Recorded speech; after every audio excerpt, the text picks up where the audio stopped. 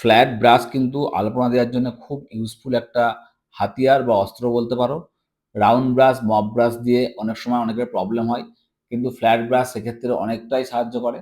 বিশেষ করে যখন বড় সারফেস, রাস্তা বা বড় মেঝের ওপর বড় কোনো আলপনা দেবে, সেক্ষেত্রে ফ্ল্যাট ব্রাশ দিয়ে আলপনাটা মোটামুটি দিয়ে নেওয়া উচিত।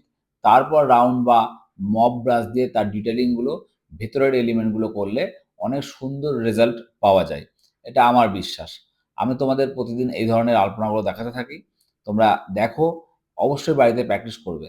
শুধু ভিডিও দেখলে কিন্তু কোনো বেনিফিট হবে না। আমার ভিউ আসবে কিন্তু তোমাদের কোনো বেনিফিট হবে না। তাই বলবো, বাড়িতে ভালো করে প্র্যাকটিস করো। আমার প্রতিটা ভিডিও, রিল দেখো, বাড়িতে প্র্যাকটিস করো। ফ্ল্যাট ব্রাশ, মপ ব্রাশকে সঠিকভাবে ইউজ করতে শেখো।